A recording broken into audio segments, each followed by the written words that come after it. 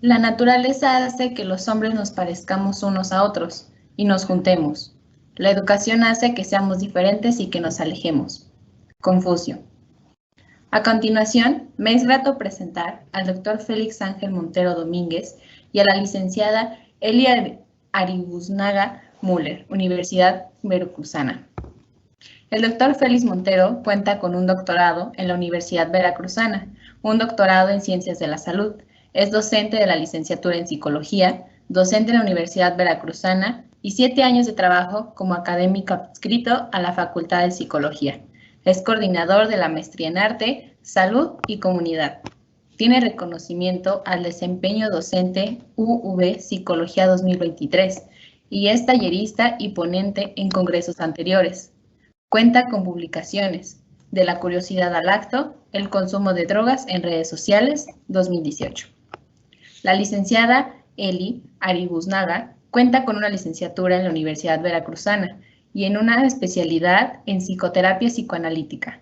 También brigadista en salud mental en el sismo de 2017 en Oaxaca, ponente e impartidora de taller con Prevenfisame. Lleva 1 año como analista de práctica privada. Por lo ya mencionado y su amplia experiencia que le precede, es un gusto recibirlos en este congreso con la conferencia Niños, ¿para qué? Importancia de las infancias en el siglo XXI. Doctor Ángel y licenciada Eli, el espacio es de ustedes. Gracias. Buenas tardes a todos. ¿Me confirman si pueden ver la presentación?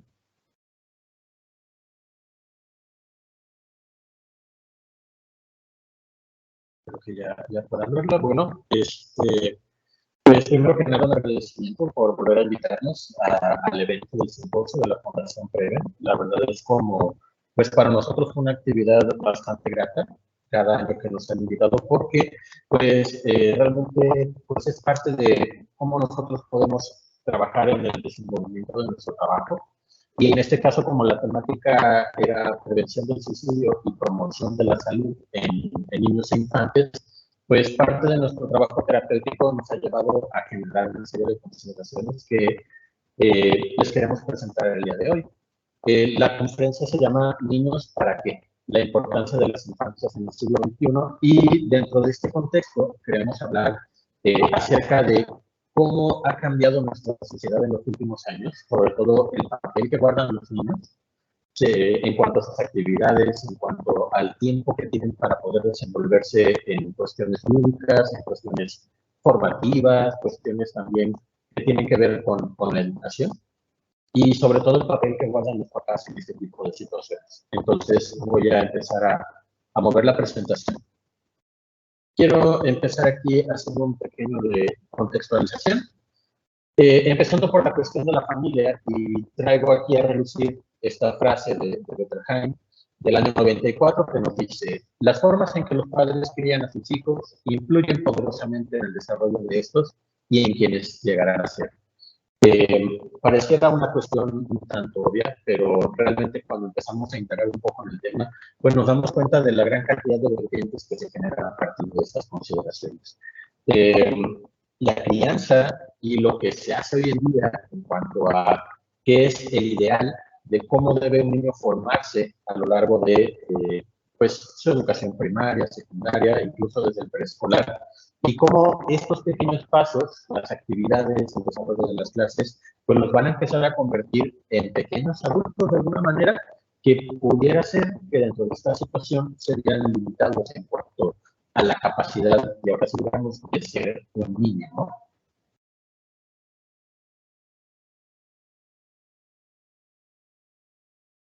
Y bueno, ya como lo iba diciendo el doctor Félix, empecemos con la familia que ha pasado a lo largo de los años, ¿no? Cómo ha ido cambiando, pues, tanto número como contexto y todo en cuestión de la familia por allá de los siglos XIX, XX, ¿no? Las familias eran conformadas por numerosas cantidades, ¿no? Eran los típicos papás que pues llegaban a tener 13, 15, muchos hijos.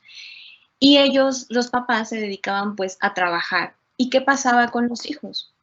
Los hijos en aquel entonces lo que hacían era que los mayores eran los que se iban encargando de los más chiquitos y así sucesivamente. Entonces, ¿qué pasaba cuando ahora estos hijos mayores se convertían en padres? Pues que ya tenían como la idea de cuidar un menor porque cuidaron a los hermanos, ¿no?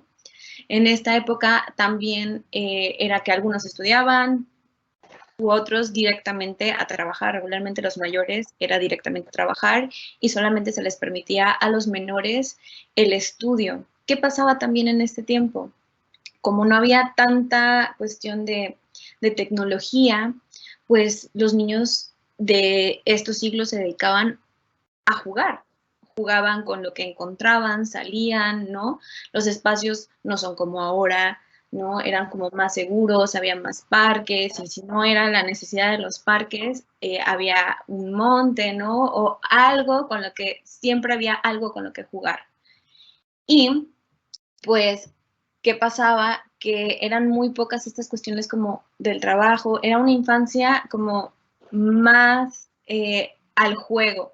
Las cuestiones de la tele, pues eran muy escasas las familias que podían llegar a tener una tele, y si llegaban a tener a familia, como eran una familia numerosa, pues era en tiempo, ¿no? Antes la tele tenía tiempo para verse, entonces todo estaba más dedicado como al juego, a la imaginación, la creatividad, también, claro, parte del trabajo. ¿Qué pasa entonces ahora con esos padres del siglo XXI, ¿no? Que empiezan a reducirse las familias, ya las familias ya no empiezan a ser de 15, 18 hijos, sino empiezan a reducirse a 4, a 3. ¿Y por qué va siendo esto? Bueno, a medida que de esas familias numerosas empiezan ya a trabajar los menores, se van dando cuenta que, pues sí, su deseo es ser padres, pero al momento de tener hijos, darles todo lo que no pudieron tener ellos.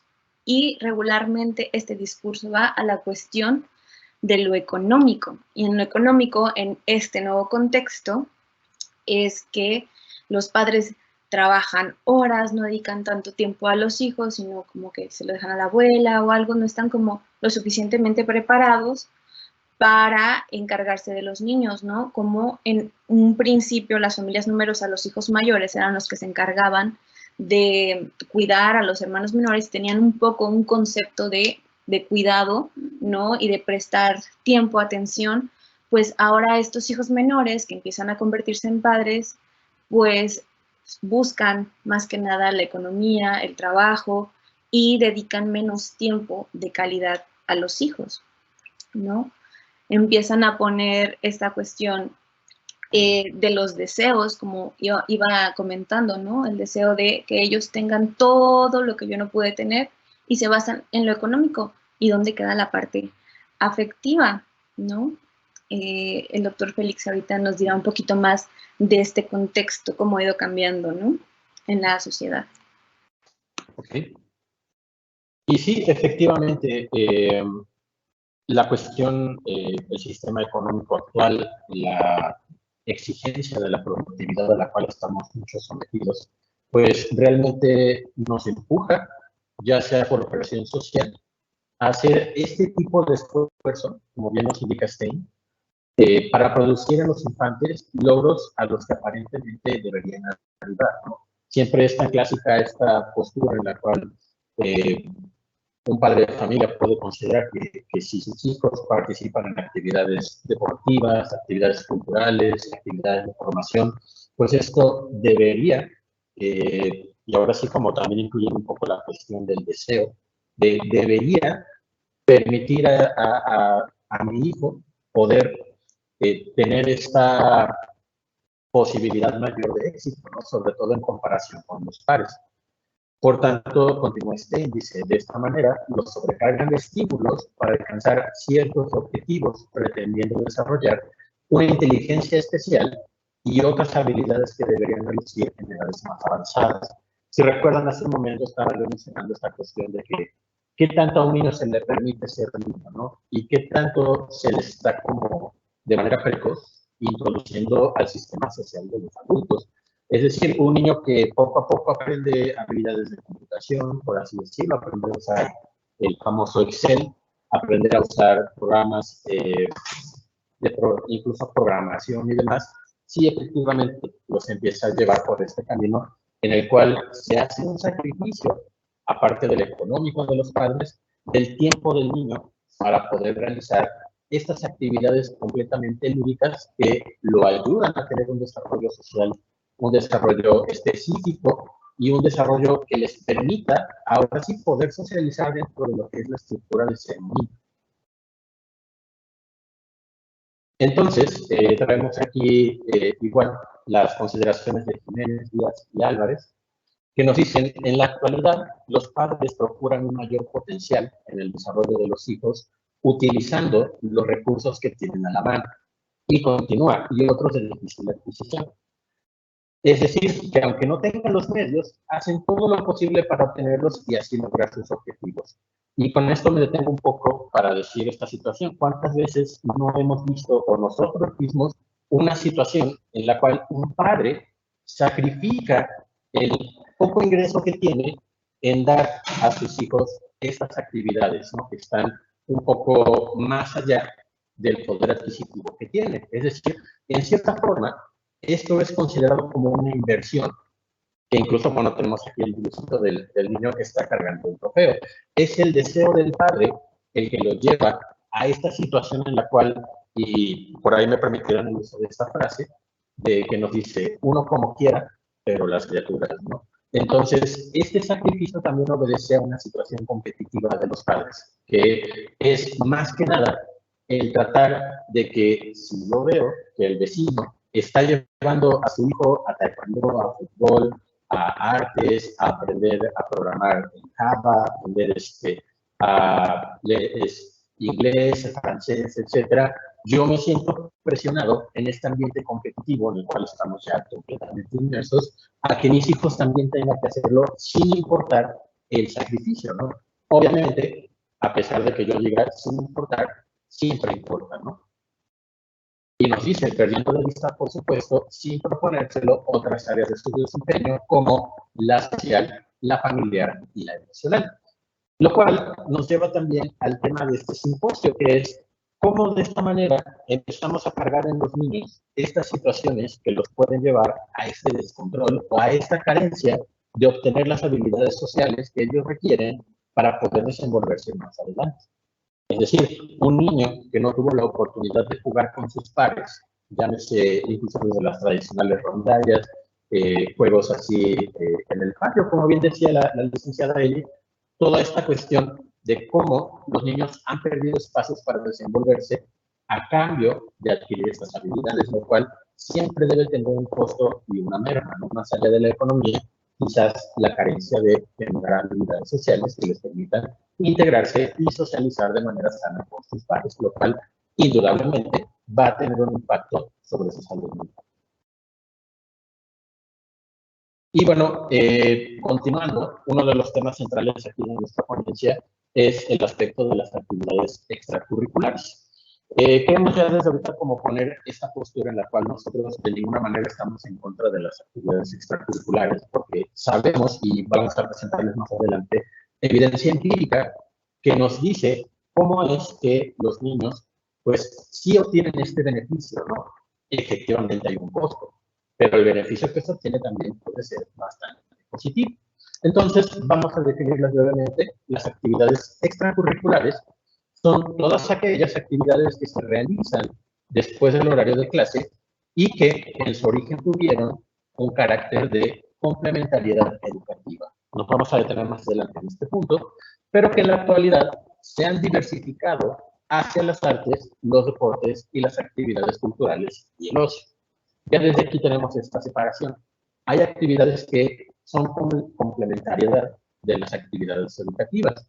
Desde el contexto, por ejemplo, de la intervención psicoeducativa, siempre que nosotros tenemos a un estudiante con problemas escolares, pues utilizamos este tiempo adicional, es decir, una vez que los niños salen de la escuela, imaginando un turno de la mañana, o previo a la escuela, imaginando un turno de la tarde, en el cual acuden a estas actividades para reponer aquellas faltas o aquello que los niños no pueden como controlar dentro de sus salones de clases. Las famosas clases remediales, ¿no? De matemáticas, de física, de idiomas, de computación, pero también esta nueva diversificación de las actividades, en la cual ya se incluye a las artes, a los deportes, a las actividades culturales y al ocio. Es decir, ya se pretende un poco mejorar esta situación en la cual los niños pues ya pueden utilizar parte de estas actividades como un sano esparcimiento. Entonces, tenemos aquí esta clasificación que nos entregan García y Yull de la Federación Española de Municipios y Provincias en el año 2012, quienes clasificaron, de acuerdo a cómo se vive allá en España, los tipos de actividades extraescolares. ¿Por qué? Porque, como bien se dijo hace un momento, pues estas ya representan una parte importante de la oferta académica y también de este mercado de actividades educativas. Entonces hacen esta clasificación en la cual dividen las actividades extraescolares en varios puntos, empezando por las que tienen este carácter de lúdicas y recreativas. Lúdicas y recreativas son estos clubes de juego en los cuales los niños tienen como la oportunidad de socializar. Actividades como la que aparece en pantalla, que es a jugar el avión, juegos de rondallas, juegos de manejo de sillas, etcétera. ¿Por qué? Porque, como bien dijimos al principio, se están perdiendo los espacios en los cuales los niños, de manera orgánica, de manera natural, pueden empezar a jugar y a tener estas actividades recreativas, digamos, por su propia cuenta. Entonces surgen estos clubes de actividades lúdicas en los cuales pueden tener un poquito de esta socialización que se ha ido perdiendo con el tiempo. Es decir, en un principio, cuando las familias pues vivían en una sola casa, vivían primos, vivían hermanos, vivían incluso familiares un poquito más distanciados, consanguíneamente hablando, y todos pues hacían parte de un común en el cual en las tardes pues se dedicaban a jugar. Pero ahora que vivimos en esta situación de familia pequeña, en la cual hay un hijo único, o quizás con un solo hermanito, pierden estas oportunidades para tener esta actividad recreativa.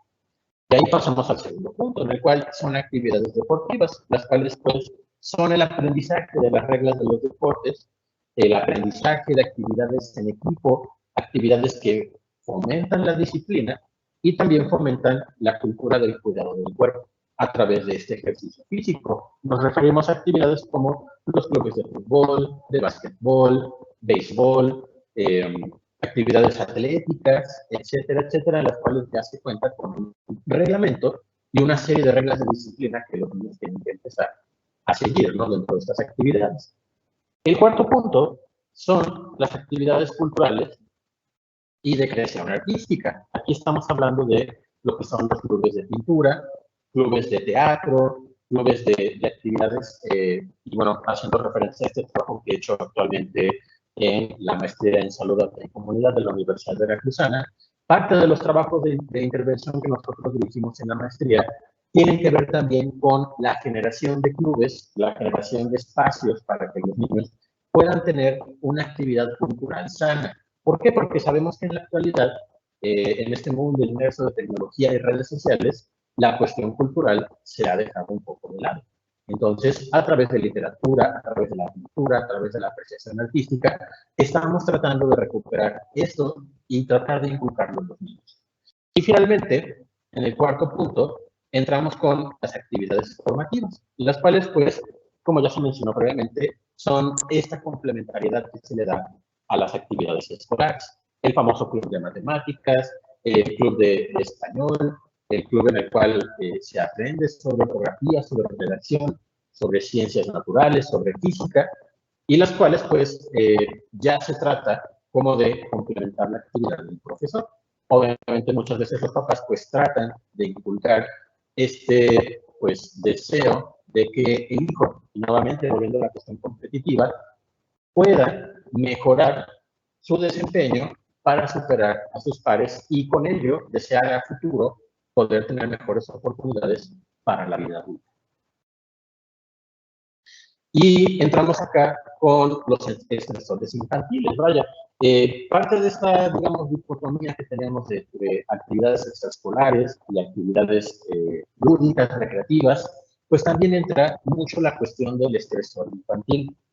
La licenciada Eli y yo no nos dejarán mentir en el aspecto de que cuando nosotros en terapia trabajamos con infantes, pues pasa mucho la cuestión de que son niños que están estresados por la gran cantidad de actividades y la gran cantidad de deberes que tienen como responsabilidades a una muy temprana edad. Entonces, buscamos y encontramos esta clasificación de Bowers y de Orke, quienes nos presentan los principales estresores que van a estar influyendo sobre los niños. El primero de ellos es el trabajo escolar, que se refiere a la currícula, es decir, el tipo de contenidos que los niños tienen que ir desarrollando, ¿no? Particularmente aquellos que tienen que ver con las matemáticas, con la física, con la química, con la biología, es decir, contenidos que muchas veces no son adaptados a las habilidades de los niños y que al tener un alto nivel de complejidad pueden estresar al niño, ¿no? Este miedo a reprobar, este miedo a no poder acabar la tarea, a no comprenderla y obviamente la reprimenda que esto va a derivar de parte de los papás. De ahí pasamos a las interacciones sociales, que es cómo los niños se sienten a gusto dentro de los círculos sociales a los que pertenecen, ¿no? Está el grupo primario, que es la familia, el grupo secundario, que son los amigos cercanos, y ya de ahí otros tipos de grupos a los cuales se integran, ¿no? Particularmente el que tiene que ver con la escuela. Es decir, si el niño dentro de esa escuela no se siente cómodo o es víctima de estas actividades de bullying, actividades en las cuales se sienten como excluidos o rechazados, indudablemente van a tener un impacto sobre su interacción social y sobre sus niveles de estrés. El tercer punto... Recalcar, y cabe también recalcar, doctor, esta cuestión de que hay veces que como solamente están los niños en casa solos, y no tienen con quién más interactuar más que adultos, al momento de que llegan a las aulas de primaria o kinder, donde llegan a ver más alumnos, ¿no? Donde llegan a ver 30 alumnos, esta cuestión de la interacción social suele causarles el estrés por no saber cómo dirigirse, ¿no? Luego, los que han convivido con niños llegan a ver esto, ¿no? Que dicen los niños, es que yo quería jugar con la niña, pero ella no quería y entonces no saben cómo reaccionar a la negación. ¿Por qué? Porque hay veces que como son tan poquitos niños en casa, ¿no? Los adultos es dénselo todo, denle todo a los niños y el tiempo no enseñarles a decir que no. Y cuando empiezan a tener estas interacciones con mayor cantidad de gente y les dicen que no existe esta parte del rechazo, también empieza a generar un estrés infantil. También aquí el tercer punto, ¿no? El tratamiento por los profesores. Los profesores, de acuerdo también a la época en la que se encuentren, ¿no? Hay algunos que todavía están en esta idea que los niños tienen que estar sentaditos, derechitos, bien portados, escuchando en clase. ¿Y qué pasa con alguno que esté a cada rato moviéndose, no? Ese no, ese es el que vamos a señalar, ese es con el que siempre va a haber problemas y siempre van a llamar a los papás, ¿no? Como que ahí también los profesores llegan a proyectar las ideas que tienen de los estudiantes o esta idea que tienen de los estudiantes en los niños, cuando precisamente se les olvida que son niños, podrán ser estudiantes, pero pues son niños, suelen también aburrirse, ¿no? Si tienen poco atención en algo y los profesores se encaminan en algunos de ellos, ¿no?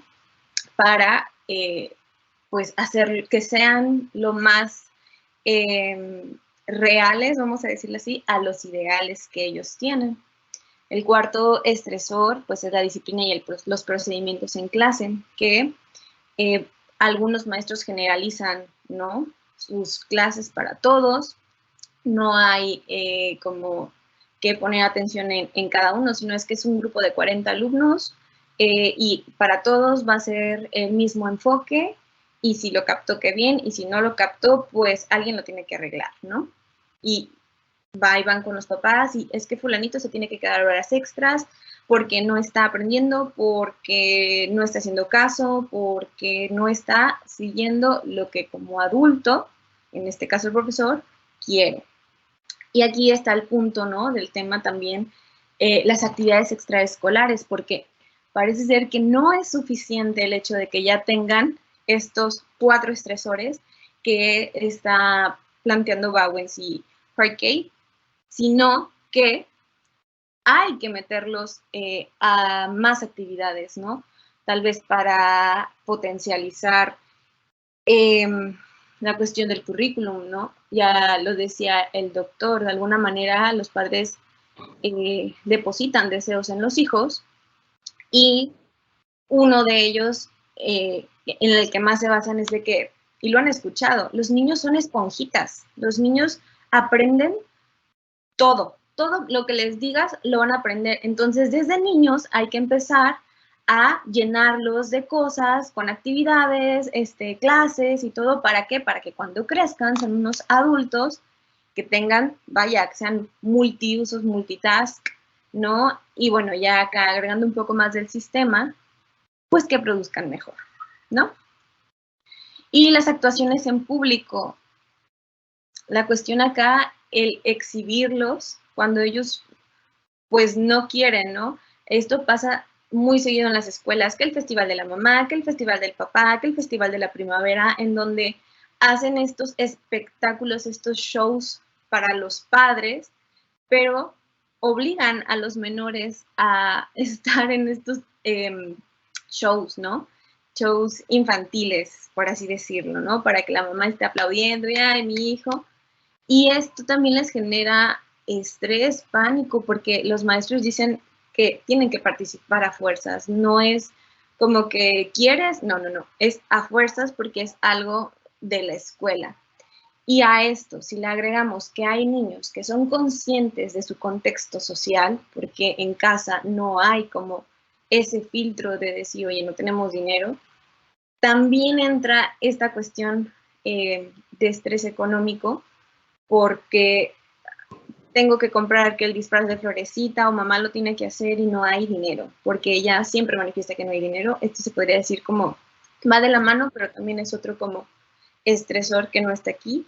El económico, porque no todos los niños tienen como esta cuestión de conciencia social, económica, ¿no? Estos podríamos decir que son los estresores que estamos puntualizando en esta ponencia. Si me ayudas con la siguiente, por favor. Ok, bueno, acá desde el psicoanálisis hay algo que los humanos tenemos y que en el psicoanálisis les dicen pulsiones. ¿Qué son las pulsiones? Las pulsiones son la unidad básica del psiquismo y la tenemos los humanos, los animales que tienen instintos, ¿sí?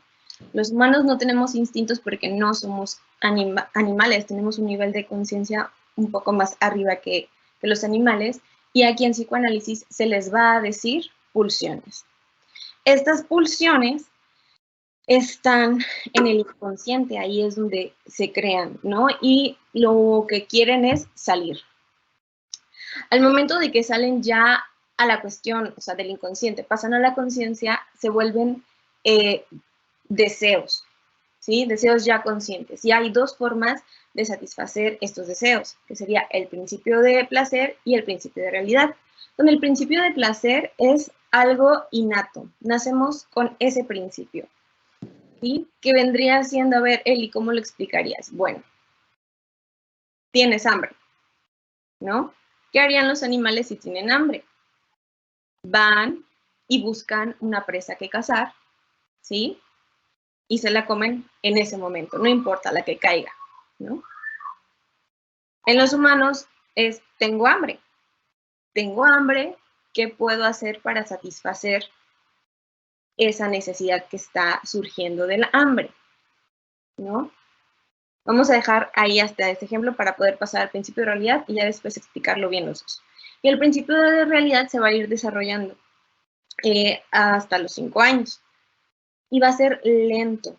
Y el principio de placer va a ser rápido. Volvemos con el ejemplo que decía del hambre, ¿no? Empieza a surgir la necesidad de que tenemos hambre. Y tenemos opciones.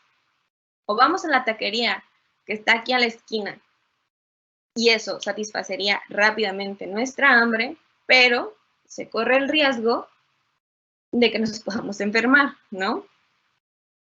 Y el principio de realidad va más lento. ¿Qué podríamos hacer? Ah, no, pues nos esperamos a comer, a llegar a casa y estamos seguros. El principio de placer va a buscar ser rápido, pero no tan seguro. Y el principio de realidad va a buscar ser lento, pero seguro. ¿Sí? Ya explicando un poco de esto en la siguiente diapositiva, Freud nos dice, pues básicamente, cómo se van creando estos deseos, ¿no? En los niños, ¿no? Primero va a ser la atención. Los bebés, ¿qué hacen los bebés? ¿No? Siempre están con sus ojos, cuando ya los abren, abiertos, mirando todo, ¿no? Incluso por ahí hasta los papás dicen, mira, te está mirando, no, es que está observando todo, está poniendo atención, está trabajando esta parte de la atención. Después de que ya tiene esa atención, ¿qué va a hacer? Pues ya que empezó a observar todo su entorno, va a empezar a registrar lo que está viendo, que en este caso serían pues datos, ¿no? Ok, está mamá, está ahí el pecho, ok, de ahí sale leche, ¿no? Después de que ya registró ese dato, que del pecho sale leche o de la mamila sale leche, viene esta parte de la memoria, ¿no? Ok, tengo hambre, si sale, está ahí el pecho, del pecho sale leche y eso me ayuda a satisfacer mi hambre, ¿no? Podría decirse así el bebé. El cuarto sería el buen uso de los sentidos. Aquí es cuando ya que se crean las necesidades, que ya tiene la atención, que ya tiene los registros, que ya sabe cómo llevarlos a cabo, los va a ir expresando por medio de el cuerpo, ¿no? La vista, que si sabe que ahí está la mamá, automáticamente la va a ver, sabe que tiene hambre, que la ve y que ya ahí va a obtener algo, ¿no? El juicio de realidad. Acá va a ser esta cuestión donde van a empezar a distinguir qué es bueno, qué es malo, ¿sí? De que, por ejemplo, si tienen hambre, ya pasaban por estos otros puntos que había comentado, y tiene mucha hambre y llega a morder el seno de la madre, ¿no? ¿Qué va a hacer la mamá en automático? Lo despega. Entonces, él, como que el bebé ya va a ir entendiendo que si muerde o así, se va a acabar eso que lo está satisfaciendo, ¿no? El punto número 6, que no me alcanzo a ver aquí, sería el pensamiento, ¿no? Aquí es donde empiezan ya a ponerse en práctica todos los demás puntos que empezamos a decir, creando ideas de ya tengo hambre de tal cosa, como que más en específico, si volvemos con el ejemplo del hambre. Se van a ir creando como cuestiones más específicas, pasando por la fantasía. La fantasía está pues de la mano de la creatividad. La fantasía ayuda a los menores para crear escenarios, ¿sí? Por ejemplo, en el juego, donde crean estos escenarios de la princesa o que de la familia, ¿no? Depende del juego del menor. ¿Sí? Van a crear como que todos estos escenarios de creatividad, de fantasía. Por tanto, lo van a llevar a la acción. Eso que están imaginando, que están fantaseando, que ya crearon el pensamiento, lo van a llevar, por ejemplo, al juego, ¿no? Y en el juego va a salir todo eso que está pasando por su mente. Regularmente en el juego es donde más se expresan las cosas que ven a menudo, ¿no? Problemáticas familiares, problemas en la escuela, ¿no? O sea, el juego es una de las cuestiones por las que sale todo esto que van creando los menores, para pasar por último al hablar, ¿no? Cuando ya no puede, cuando ya tienen conciencia, cuando ya están siendo mayores, que ya pueden tener la facilidad de comunicación, van a poder manifestarlo a través del habla, ¿no? Pero tienen que pasar por todos estos 9 puntos para poder llegar a algo, ¿sí? Y aquí digo una frase en la siguiente diapositiva, creo que es muy tomada en cuenta y que tal vez no la hemos escuchado en estas palabras, ¿verdad? Pero básicamente aquí dice, la compulsión a la repetición enferma al sujeto. ¿Qué quiero decir con esto? ¿No? Hablábamos de que aunque la pulsión, que el principio de realidad sea algo lento y seguro, bueno, si hay demasiado exceso en alguna de las cosas, se tiende a enfermar. Igual si hubiera mucho principio de realidad, ¿no? Se tiende a enfermar. Esto es básicamente la frase que hemos escuchado de todo en exceso es malo, ¿no? El punto de lo que estoy tratando de decir con todo esto que dije de cómo se crean los deseos y todo, es de que así como si los padres depositan tanta ideas de cómo quieren que sean sus hijos y los llenan de actividades, ¿no? Que pareciera algo bueno porque están aprendiendo, ¿sí? Puede caer en que los niños lleguen a sentirse desmotivados, lleguen a sentirse cansados, incluso lleguen a enfermar, ¿sí? Los niños hay algo que tienen que hacer y es jugar, pero también así, si solamente están jugando cierto tipo de juegos, no sé, por ejemplo, videojuegos, que no da paso a la creatividad como tal, porque ya todo está dado en las tablets, en los videojuegos, en la tele, ya todo está dado, no está haciendo que los niños piensen, fantaseen o creen, simplemente ya está todo eso ahí.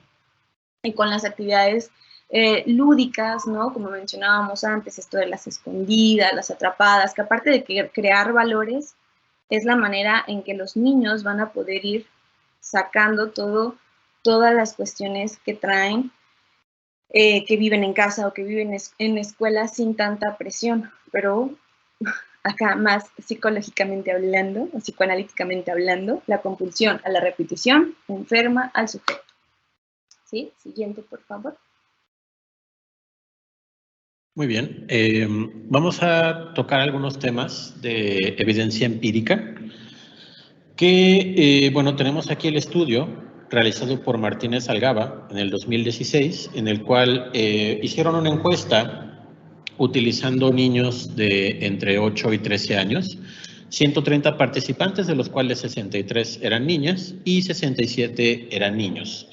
Son particularmente de una escuela de educación primaria en España, en la cual tuvieron varias conclusiones interesantes, ¿no? Yo creo que el principal mensaje de este estudio es que existe una correlación significativa entre la autoestima y el rendimiento.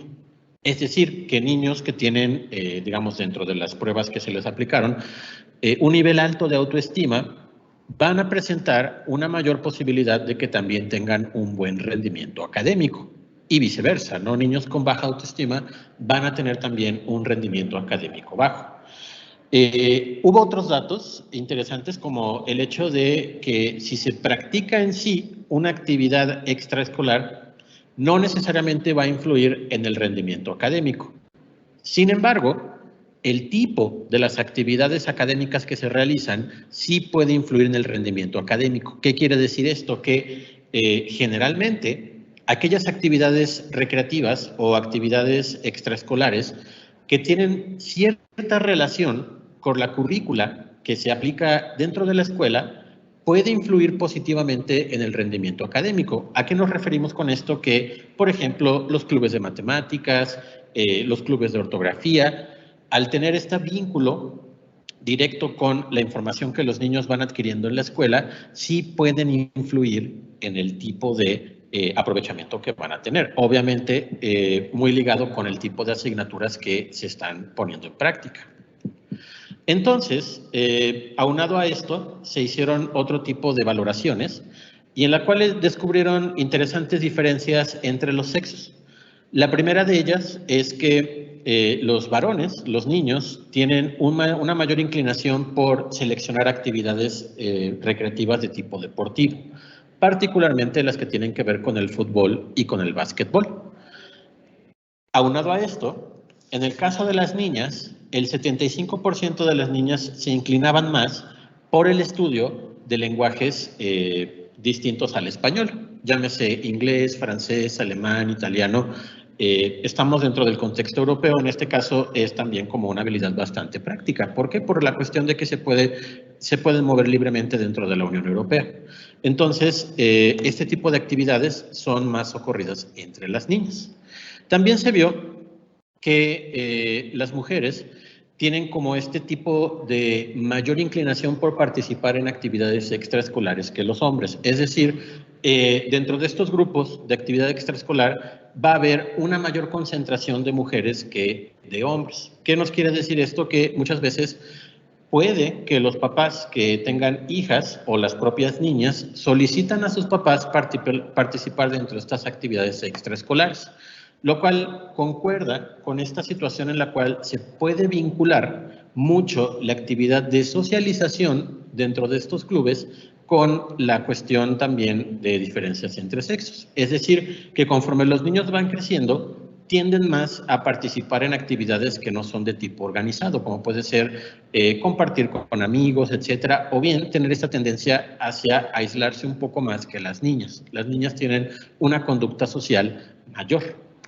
Curiosamente, aún dentro de este esquema de lo que hicieron los investigadores, se llegó también a la conclusión de que las actividades que son, digamos, el refuerzo escolar, lo que se le pueden llamar como las actividades post-escuela, en las cuales hay como cierta actividad remedial, por así decirlo, es decir, aquellos que tienen un bajo rendimiento, van a quedarse después de clases a resolver, llámese, ejercicios matemáticos, a tener clases de refuerzo.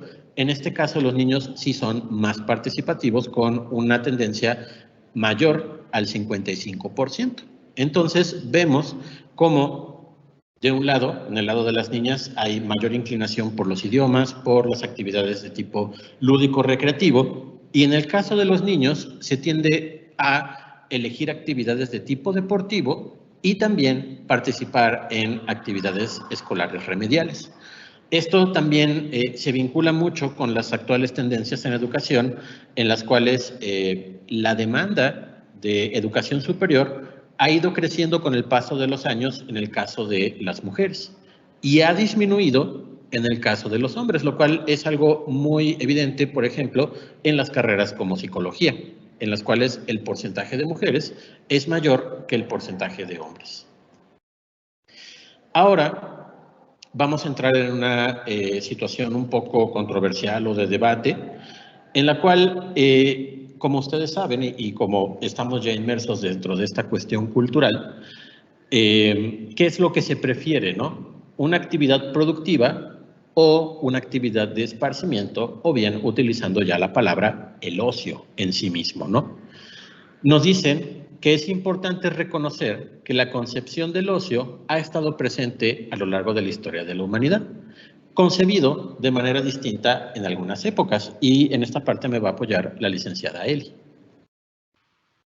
A lo largo de la historia, ahora sí que el ocio ha tenido diferentes maneras de verse. Por ejemplo, en un principio en Grecia, pues se le consideraba como un privilegio de la clase alta, ¿no? En donde pues lo que hacían era elevarse, ¿no? Crear, no era más como una cuestión de maximizar el espíritu.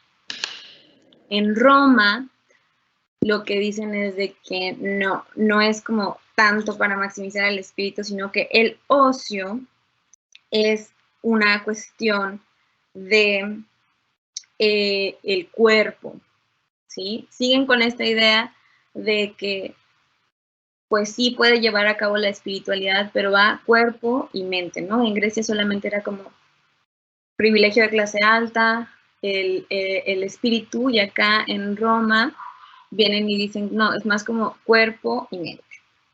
Por allá del siglo XVI, del siglo XVII, pues a final de cuentas dicen que es como una cuestión de pérdida de tiempo, ¿no? Es un tiempo no productivo. Recordemos que en estos siglos es cuando empieza a haber más cuestiones de ciencias, empieza a haber nuevas disciplinas, ¿no? Incluso por ahí se inventa la infancia en esta época. Pasando ya un poco más a la época de la industrialización, que es cuando empieza a haber todas estas cuestiones de que niños, adultos, mujeres, todos tienen que trabajar por la cuestión de producir para poder estar como más estables.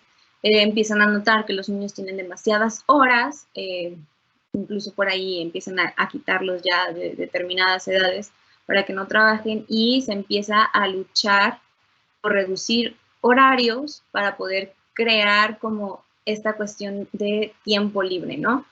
Final de cuentas, si vemos, el ocio ha tenido como diferentes maneras de ver, pero al final, en resumen, se podría decir que es un tiempo para descansar del cuerpo, ¿no? Que en Latinoamérica, el doctor les hablará un poco de cómo se ha visto actualmente y aquí en América Latina la parte del ocio. Efectivamente, vamos aquí a citar a Gómez y a Elizalde, quienes nos dicen que en el contexto latinoamericano, la visión del ocio es fuertemente influenciada por la lógica de la productividad. Recordemos que aquí ya nos estamos insertando en un periodo posterior a la revolución industrial y particularmente en el contexto latinoamericano, que no se ha tenido hasta la fecha todavía aceptación de lo que es el tiempo libre. ¿Por qué? Porque debido a que estamos inmersos muchos en situaciones en las cuales pues participamos en una economía que no es tan formal, en la cual se nos exige mucha parte del tiempo, y mis colegas psicólogos no me dejarán mentir, situaciones en las cuales tenemos que realizar una serie de actividades productivas que no siempre tienen que ver con nuestro campo de estudio. ¿Por qué? Porque es necesario ir adquiriendo mayor cantidad de recursos, sobre todo en una región en la cual ha sido afectada por grandes crisis económicas, crisis inflacionarias, crisis laborales. Entonces, nos hemos visto mucho en la obligación de tener 2 o hasta 3 trabajos para poder lograr esta manutención. ¿Qué pasa con la cultura? Existe esta relación entre el ocio contra el tiempo de trabajo, que nos dicen Gómez y Elizalde, que en general carece de trascendencia y subvalora los significados del ocio, cargándolos de prejuicios y connotaciones negativas. Muy probablemente muchos de ustedes como asistentes han visto estas situaciones, ¿no? En que la persona que se mata trabajando, que se mata, y perdón por el uso de la expresión, pero muchas veces sí es un desgaste físico y mental que nos lleva pues a ir acortando nuestra expectativa de vida poco a poco, sobre todo cuando se habla de trabajos físicos y fuertes, ¿no? Entonces, dentro de esta carga del prejuicio, se va a valorar muchísimo más a la persona que hace turnos de 12 horas o más y tiene ya el tiempo que le queda pues únicamente para dormir o para comer, para reponerse y nuevamente ser insertado dentro de la cuestión laboral. ¿Qué nos lleva a esto también? A que exista este fuerte prejuicio, ¿no? La persona que sí tiene tiempo libre, llámese un adulto o un niño, pues generalmente se le considera como una persona privilegiada. ¿Por qué? Porque no tiene que producir para poder subsistir. Y esto lo lleva a tener esta connotación negativa. ¿Por qué? Porque el tiempo libre es visto como un tiempo en el que no se hace nada, en el que se ve como una cuestión en la cual si no está produciendo, entonces, ¿qué hace, no? Y dentro de este ¿qué hace? Entra mucho también la cuestión de lo que se le puede llamar como el vicio o el tiempo no productivo, que es utilizado con actividades catárticas, en las cuales pues los niños, viendo esta relación, pues empiezan a imitar la situación de los adultos. ¿Qué pasa en muchas localidades de nuestro país? Que es muchas veces, como ya no hay acceso a el tiempo libre de entrada, a lugares donde se pueda haber esparcimiento, llámese parques, llámese plazas tanto comerciales como locales, espacios donde los niños pueden relacionarse libremente debido a las situaciones actuales de inseguridad que vivimos, pues si no te integras inmediatamente al universo laboral, significa, y ahora sí la palabra, ¿no? Entras dentro del ramo de la holganacería. O sea, estás ahí de holgazán, estás sin hacer nada productivo, y eso nos lleva a una frase que es muy utilizada en nuestros contextos más allá de México, la cual nos dice que la ociosidad, es la madre de todos los vicios. Entonces, aquel que no produce todo el tiempo, es considerado un vicioso, una persona que no lleva a cabo actividades que lo llevan a construir, a formarse, etcétera, y entonces es como utilizado en ese tiempo con actividades que no producen. Desde lo que es la clásica, y que muchos niños empiezan a imitar estos patrones, la clásica, el tomar la caguama en la banqueta, que es también una actividad, pues, lúdica, no recreativa tanto, pero sí en la cual hay una socialización. También pasa mucho en el aspecto de los niños que al no producir, pues entran dentro de lo que podremos llamar como el vicio tecnológico. Situación en las cuales los padres pues ven esta dicotomía, ¿no? Dentro del tiempo que el niño pasa frente a la computadora, frente a la tablet, a la consola de videojuegos, ¿en qué podría aprovechar mejor su tiempo? Entonces surge esta cuestión en la cual entra en conflicto lo que nosotros queremos hacer, digamos, como lo que sí nos nutre en este sentido del tiempo libre, de ocuparlo en actividades que puedan, pues, fomentar algo, una cuestión productiva, y siempre hacia lo productivo. Aquel que pasa su tiempo en los videojuegos, en la tablet, es muy juzgado por la sociedad. El tiempo libre y descontrolado que los estudiantes tienden a utilizar en las redes sociales o en los videojuegos. Si por aquí en la audiencia tenemos padres de familia, seguramente les ha tocado lidiar con ese conflicto. Una vez que el niño llega de la escuela, llámese a las 2, 3, 4 de la tarde, ¿en qué va a ocupar ese tiempo después de la escuela? Y no me dejarán mentir que mucho de ese tiempo pues pasan frente a la computadora, frente a la consola o frente a la tablet. En lo cual pues ya entramos en esta materia en la que decimos, bueno, si tú pasas ese tiempo, no creo que más adelante puedas ocupar el tiempo que pasaste jugando videojuegos en cuestiones productivas que en un futuro te puedan llegar a la manutención. Esta situación, y la refiero mucho hacia el contexto latinoamericano, gana fuerza por la situación en la cual nos vemos muchos inmersos, que es generalmente los salarios son bajos y por lo mismo tenemos que ocupar más horas trabajando para poder suplir nuestras necesidades. Por eso mucho de este tiempo es considerado como un tiempo perdido o un tiempo negativo, porque sencillamente no estamos produciendo. Entonces llegamos a esta frase. El juego, de que nos dice Arboleda en el 96, tiene la función primordial como herramienta de la cultura para integrar a los sujetos al universo normativo y social desde el manejo y aceptación de las prácticas corporales permitidas. Es decir, los niños aprenden mediante el juego, y estamos hablando de un juego ya socializado, juego con los padres, juego con pares, de cómo se conoce qué sí se permite y qué no en cuanto a la socialización, en qué partes o en qué momentos el contacto sí se puede, en qué partes o en qué momentos el contacto se restringe, qué partes del cuerpo pueden ser tocadas y cuáles no. Los gestos, el comportamiento admitido y lo requerido dentro del lenguaje ético. A lo que la licenciada Eli y yo queremos hacer mucho de este énfasis es que conforme va pasando el tiempo, es decir, las eras, los años, los momentos en los cuales los niños pueden utilizarlo para socializar, para jugar, para conocerse, poco a poco se está perdiendo, y también se están perdiendo los espacios para hacerlo. Si entre la audiencia nuevamente hay profesores que estén trabajando con estudiantes jóvenes, ya estamos hablando de bachillerato o secundaria, van a notar estos cambios, ¿no? Sobre todo en un tiempo posterior a la pandemia, en el que estos niños pasaron sus años formativos encerrados, ¿no? Teniendo miedo a una situación de enfermedad que está allá afuera, ¿no? Y que hasta cierto punto es una amenaza y es inevitable. ¿Qué pasó entonces? Estos niños han perdido poco a poco y de manera progresiva la capacidad de socializar, la capacidad de integrarse dentro de grupos y con ello la capacidad de formar amistades significativas, de utilizar su tiempo, tanto el productivo como el tiempo libre, para socializar. ¿Y qué pasa en los salones de la actualidad? Que la mayor parte de los niños y los jóvenes están dentro del celular o están dentro de la tablet, en lo cual, pues quizás sí haya un proceso de socialización, ¿no? Los niños están subiendo contenido a Facebook, están subiendo contenido en Twitter, en WhatsApp, etcétera, pero esto no tiene el mismo enriquecimiento. ¿Por qué? Porque de acuerdo a Arboleda, nos dice, no se conoce acerca del contacto físico. ¿Y a qué nos lleva esta situación? A que no se conocen exactamente los límites.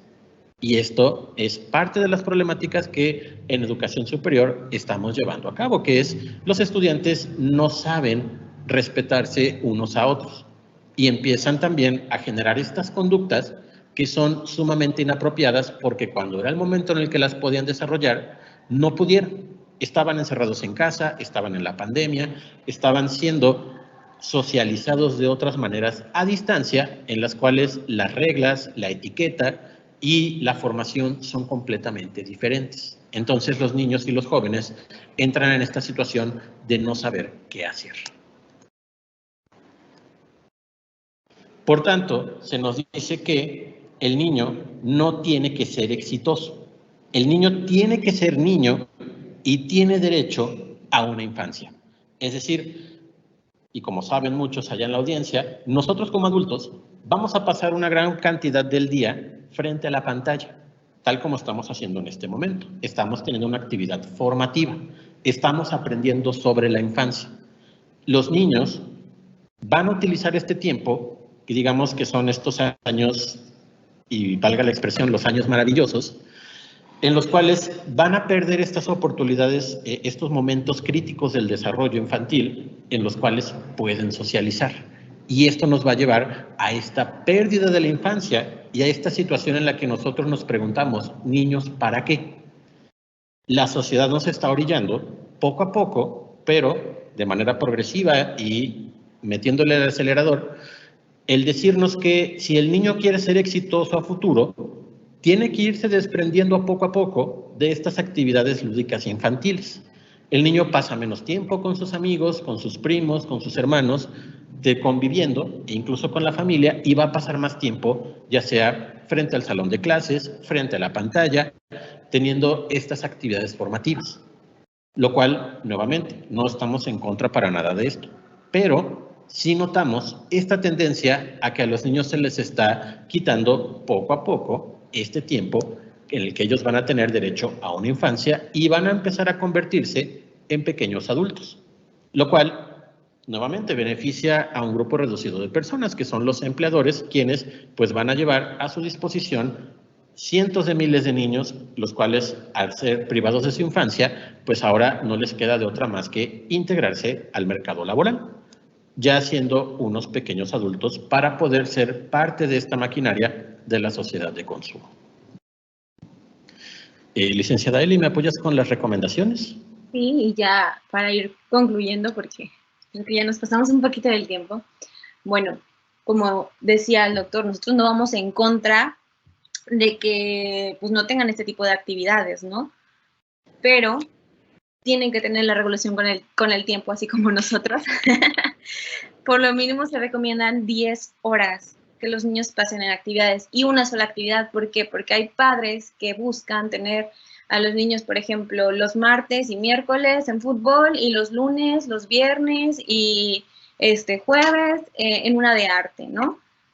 Y no, solamente tienen que tener una actividad por lo menos fuera del horario escolar. El papel de los padres, bueno, ya ahorita no estamos en una época para decir es que no sabemos ser padres, no nos enseñaron a ser padres, porque hay muchos, incluso hasta podcasts donde te enseñan cómo ir en este proceso. Y lo más importante es escuchar a las infancias, qué es lo que ellos quieren, ¿no? Y me gustaría cerrar con una explicación muy simple de por qué es importante el juego.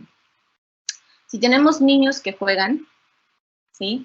Donde van a poner a prueba creatividad, fantasía, pensamientos, vamos a tener adultos que cuando llega a haber un conflicto, si jugaron de niños y tuvieron el tiempo de jugar de niños, esos adultos van a poder saber resolver mejor los problemas que un niño que no tuvo pensamiento, fantasía, creatividad, o sea, que no jugó.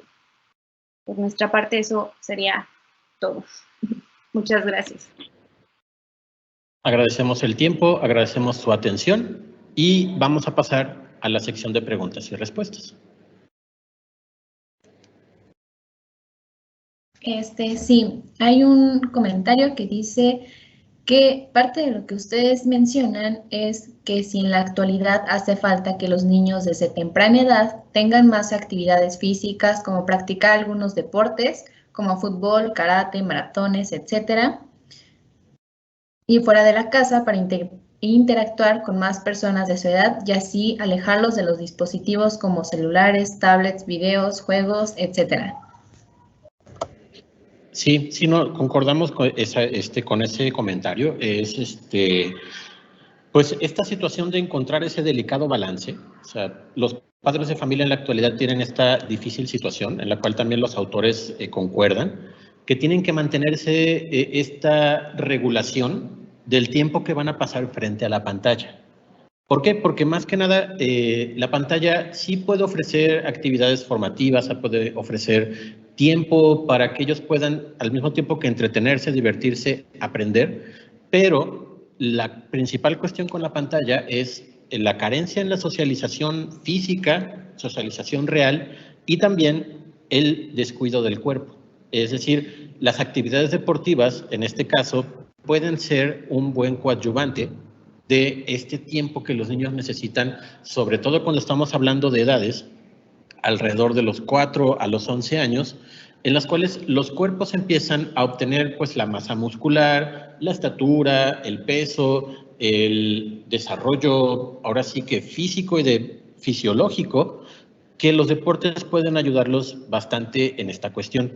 Muchas veces el hecho de la pantalla y pues tenemos estos estereotipos, sobre todo en la corporalidad, de que las personas dejan de tener actividad física y es algo que nos pasa a muchos como adultos, en las cuales empezamos a subir de peso, a perder condición física y mucho de esto también se deriva de la actividad formativa durante los primeros años de vida. Es decir, un cuerpo atlético o un cuerpo que tiende al sobrepeso o a la obesidad se forma durante estos primeros años. Entonces, es importante también, como decíamos, una sola actividad, por mucho dos, y que éstas sean repartidas en tiempos que les permitan a los niños tener, pues también su sano esparcimiento y, claro, no prohibir para nada la tablet ni el videojuego, pero sí regular el tiempo que van a estarlo utilizando. Muchas gracias y ya como dos comentarios últimos. ¿Sí? Rosalía Magdalena menciona que el juego permite hacer exponencial la creatividad y la innovación. María del Pilar Carrillo menciona que muy interesante la información y la perspectiva que maneja. Ok. Licenciada Eli, ¿comentarios de cierre? Sí, bueno, tantito de lo que comentaba, o sea, la pregunta, en psicoanálisis diríamos que sí es necesario como las actividades extracurriculares, porque de alguna manera es como vamos a sublimar que estos deseos que vayan surgiendo en este sujeto en formación. Pero volvemos a la frase de todo en exceso es malo. ¿Sí?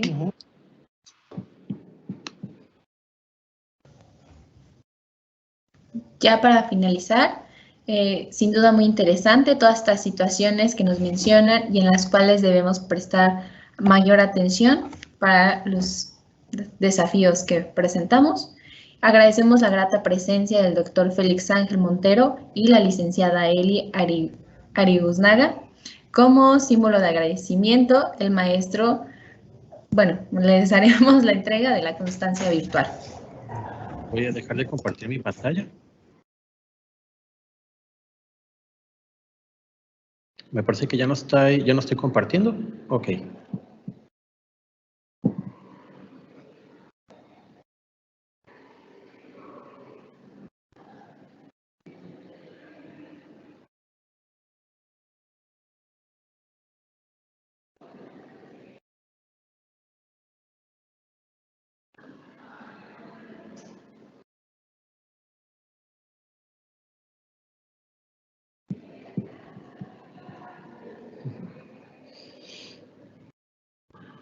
¿Ya lo puedo ver?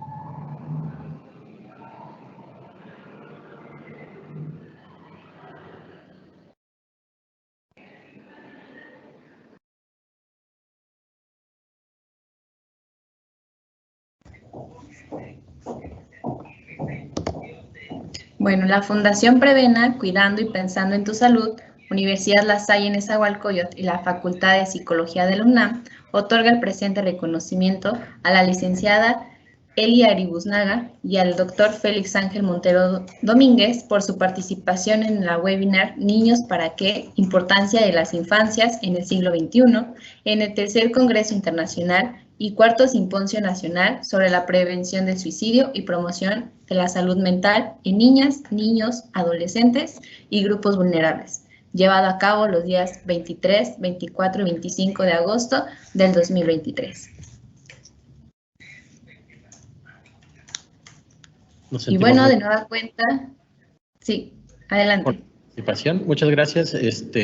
Como en años anteriores que nos han invitado, pues realmente es una actividad para nosotros bastante interesante el foro que nos ofrecen para trabajar con personas o que conozcan el tipo de trabajo e investigación que estamos realizando.